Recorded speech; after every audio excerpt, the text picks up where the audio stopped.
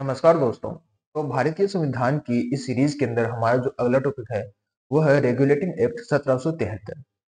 देखो, regulating act होता क्या है। जो कंपनी ईस्ट इंडिया कंपनी थी, ब्रिटिश पार्लियामेंट ने ईस्ट इंडिया कंपनी को रेगुलेट करने के लिए एक एक्ट पारित किया था, जिन सभी एक्ट को हम रेगुलेटिंग एक्ट के नाम से जानते हैं। इसका सीधा सा मतलब ये है कि अब जो ईस्ट इंडिया कंपनी है वो ब्रिटिश पार्लियामेंट के नियंत्रण के अंदर आ गई है, और जो ब्रिटिश संसद है वो ही कंपनी का पूरा जो नियंत्रण है वो करेगी। इस बारे में हम थोड़ी पृष्ठभूमि भी जान लेते हैं कि किस प्रकार से जो ईस्ट इंडिया कंपनी, जो कि एक व्यापारी कंपनी थी, वो एक व्यापारी कंपनी से उठकर एक राजनीतिक शक्ति के अंदर किस प्रकार से परिवर्तित हुई। इसके संबंध में हमने battle of Plassey, battle of Buxar और इसके बाद में treaty of Allahabad and dyarchy के बारे में हमने चर्चा की थी। अगर आपने अभी तक ये वीडियो नहीं देखे तो आप हमारी प्लेलिस्ट के अंदर जाके देख सकते हो। तो आइए हम थोड़ी पृष्ठभूमि के बारे में चर्चा कर लेते हैं। दो 1772 तक आते आते कंपनी की आर्थिक स्थिति दयनीय हो गई थी, क्योंकि कंपनी लगातार युद्ध कर रही थी तथा बंगाल, बिहार और उड़ीसा से भी कंपनी को अपेक्षित राजस्व नहीं मिल रहा था। अब देखो, कंपनी ने अपन ने पहले वाली वीडियो के अंदर देखा था कि जो ईस्ट इंडिया कंपनी है उसको रेवेन्यू कलेक्ट करने का जिम्मा दिया गया था। ठीक है, उसने 26 लाख रुपए वार्षिक पेंशन के अंदर दिल्ली का जो नवाब था, सॉरी, दिल्ली का जो सम्राट था शाह आलम, उसको नियुक्त किया था, और दीवानी के जो अधिकार हैं वो अपने पास में ले लिए थे। तो इसीलिए बंगाल, बिहार और उड़ीसा की जो दीवानी है वो कंपनी के हाथ में आ गई थी। लेकिन कंपनी ने किसानों के साथ में अत्यधिक जो टैक्स है वो लगा दिए थे। अत्यधिक, जिसको अपन लाग बाग भी बोलते हैं, अत्यधिक कर देने के कारण किसान जो है वो और अधिक कर चुकाने की स्थिति के अंदर न थे, और किसानों की जो हालत है वो दयनीय हो गई थी और उनकी आर्थिक स्थिति कमजोर हो गई थी। कंपनी के कर्मचारियों द्वारा निजी व्यापार को प्राथमिकता देना ये भी एक बड़ा कारण था, क्योंकि कंपनी के जो व्यापारी थे, कंपनी के जितने भी जो ऑफिसर थे, वो कंपनी के व्यापार को उतना महत्व नहीं देते थे, जबकि वो कंपनी के व्यापार के साथ साथ अपना जो खुद का व्यापार है उसको रन करने लग गए थे, उसको भी संभालने लग गए थे। इसलिए कंपनी एक प्रकार से घाटे के अंदर जा रही थी। और जो ईस्ट इंडिया कंपनी के जो कर्मचारी हैं, जो अधिकारी हैं, वो अपने निजी व्यापार के द्वारा अत्यधिक अमीर होकर इंग्लैंड जाने लगे थे। तो इससे वहां की भी जो सामंती व्यवस्था है वो डगमगाने लगी थी, और वहां के जो ब्रिटिश पार्लियामेंट के जितने भी जो सामंत हैं उनको एक प्रकार से जो चुनौती है वो लगने लगी। कंपनी इंग्लैंड को 4 लाख पाउंड वार्षिक धन देती थी 1767 से लेकर 1774 तक, ताकि इंग्लैंड संसद कंपनी के मामले में राजनीतिक हस्तक्षेप ना करे। अब देखो, इंग्लैंड की तरफ से जो ईस्ट इंडिया कंपनी है उसकी ही मोनोपोली चल रही थी यहाँ पे। अगर मैं भारत की बात करूं, भारत के अंदर सिर्फ इंग्लैंड की तरफ से ईस्ट इंडिया कंपनी को ही ये एकाधिकार मिला हुआ था, ये प्रिविलेज मिला हुआ था, विशेष अधिकार मिला हुआ था कि वो यहाँ पे आके व्यापार कर सकती है। तो इसलिए भी कंपनी ब्रिटिश जो संसद है उसको 4 लाख पाउंड का धन देती थी कि कोई दूसरा यहाँ पे आके, मतलब जो इंग्लैंड की जो संसद है वो कोई प्रस्ताव पारित ना कर दे और न किसी दूसरी कंपनी को भारत के अंदर व्यापार करने के लिए भेज दे। कंपनी को अपने आर्थिक स्थिति में सुधार हेतु व्यापक ऋण की जरूरत थी। अब देखो, धीरे धीरे कंपनी की जो आर्थिक स्थिति है वो कमजोर होती चली गई।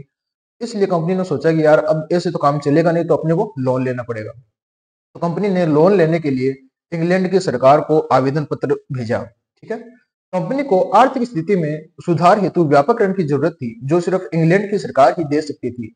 लेकिन कंपनी को यह भी भय था कि ऋण मांगने पर कंपनी के जो शेयर हैं वो गिर ना जाए, तथा ब्रिटिश सरकार कंपनी को अपने अधीन ना कर ले।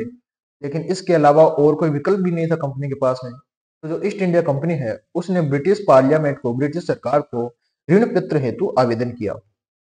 अब इंग्लैंड सरकार ने जब ईस्ट इंडिया कंपनी ने इंग्लैंड की सरकार को ऋण हेतु आवेदन किया, इंग्लैंड की जो सरकार है, जो पार्लियामेंट है, उसने उस आवेदन पर विचार करके सोचा और उसके बारे में दो समितियां बनाई, जिसमें पहली समिति है सीक्रेट समिति। इस समिति ने कंपनी को ऋण देने की सिफारिश की। जो सीक्रेट समिति है उसने बोला चलो ठीक है, कंपनी को ऋण दे दो।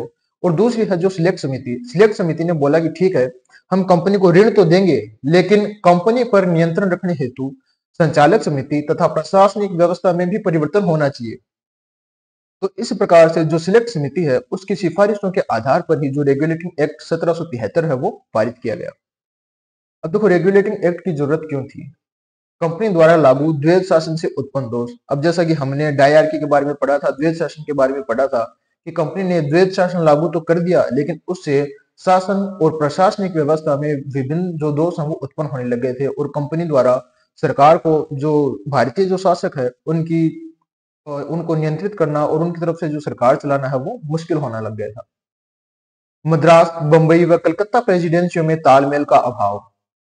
कर्मचारियों द्वारा धनी होकर कर्मचारियों द्वारा अत्यधिक अमीर होकर इंग्लैंड लौटना, कंपनी द्वारा ब्रिटिश सरकार को वित्तीय भेंट न देना। हालांकि कंपनी 4 लाख पाउंड हर साल ब्रिटिश पार्लियामेंट को दे रही थी, लेकिन फिर भी कंपनी अगर यहाँ से कोई रेवेन्यू जनरेट करती थी तो ब्रिटिश सरकार को कोई भी मतलब जो वित्तीय भेंट है वो नहीं देती थी। तो यह भी एक रेगुलेटिंग एक्ट करने की जरूरत पड़ी।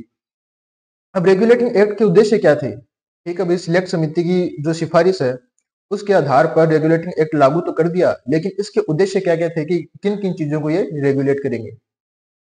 कंपनी पर पार्लियामेंट का नियंत्रण स्थापित करना, संचालन समिति की संरचना में परिवर्तन करना, कंपनी के व्यापारिक ढांचे को राजनीतिक संचालन योग्य बनाना। तो कहीं ना कहीं जो ब्रिटिश पार्लियामेंट है उसको भी यही लग रहा था कि अगर हम रेगुलेट कर सके कंपनी को। देखिए, रेगुलेटिंग एक्ट का मतलब क्या होता है कि आप किसी भी चीज को रेगुलेट कर सको, मतलब उसको पूर्ण तरीके से आप अपने नियंत्रण के अंदर ले सको।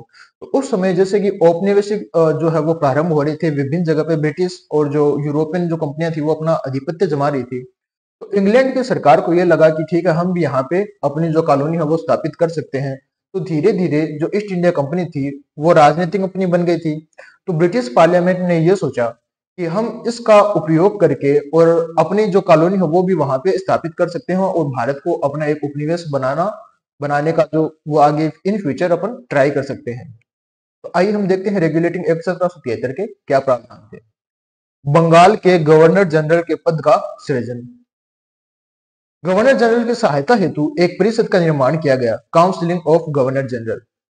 परिषद के 4 सदस्यों के नाम थे बोरवेल, क्लेवरिंग, फ्रांसिस और मॉनसन। देखो, बंगाल के नवाब की सहायता करने के लिए बंगाल के गवर्नर जनरल का जो पद है वो बनाया गया और इसकी उसको डिसीजन लेने में सहायता करने के लिए एक परिषद, काउंसिलिंग ऑफ गवर्नर जनरल की भी स्थापना की गई, जिसमें 4 सदस्य थे जिनके नाम है बोरवेल, क्लेवरिंग, फ्रांसिस और मॉनसन। बंबई तथा मद्रास प्रांतों को भी बंगाल के गवर्नर जनरल के अधीन कर दिया गया था। कलकत्ता में कलकत्ता में ब्रिटिश सरकार के अधीन सुप्रीम कोर्ट की भी स्थापना इसके द्वारा की गई थी। गवर्नर जनरल को अध्यादेश जारी करने की शक्ति दी गई थी। कंपनी कर्मचारियों के द्वारा निजी व्यापार करने पर प्रतिबंध लगा दिया गया था। देखो, जो सबसे जो मोस्ट जो प्रावधान है, जो मोस्ट इसमें प्रोविजन है वो यही है कि एक तो जो कंपनी के जो व्यापारी है वो अपना निजी व्यापार नहीं कर सकते थे। आप सिर्फ कंपनी के जो व्यापार है उसी के ऊपर ध्यान केंद्रित कीजिए और उसके बदले में आप अपना निजी व्यापार नहीं करोगे। ठीक है। इसके अलावा सुप्रीम कोर्ट की भी स्थापना की गई थी कलकत्ता के अंदर। उपहार व रिश्वत लेने को दंडनीय अपराध घोषित कर दिया गया था। जो ब्राइब वगैरह है और जो गिफ्ट वगैरह है वो आप नहीं ले सकते। कंपनी के इंग्लैंड में बैठे संचालकों व कंपनी के बीच जो भी पत्राचार होता था उसकी एक प्रति इंग्लैंड सरकार के पास भेजे जाने का प्रावधान किया। सरकार ने यह भी प्रावधान किया कि देखो भाई, ठीक है, तुम वहां पे बैठ के अपना जो शासन है वो चला रहे हो, अपनी जो कंपनी है वो चला रहे हो, लेकिन तुम आपस में बात क्या करते हो? देखो, उस समय व्हाट्सएप तो था नहीं जो डायरेक्ट वो मैसेज कर दिए, इनक्रिप्टेड मैसेज कर दिए, किसी को पता नहीं चलेगा। तो उस समय पत्राचार होता था। तो रेगुलेटिंग एक्ट में यह भी प्रावधान किया गया कि आप दोनों के मध्य जो भी पत्राचार होता है उसकी एक कॉपी आप ब्रिटिश सरकार को भेजोगे। अब इस रेगुलेटिंग एक्ट के दोष क्या क्या थे? इस अधिनियम इस अधिनियम के द्वारा कंपनी के अधिकारियों व कर्मचारियों को लक्ष्य बनाया गया, न कि कंपनी को। अब देखिए, रेगुलेट किसको किया गया? डायरेक्ट ईस्ट इंडिया कंपनी को रेगुलेट नहीं किया गया। जो अधिकारी और कर्मचारी थे ईस्ट इंडिया कंपनी के, उनकी जो कार्यशैली थी उसको रेगुलेट करने का इसमें जो लक्ष्य है वो रखा गया। गवर्नर जनरल के पास शक्तियां पर्याप्त नहीं थी।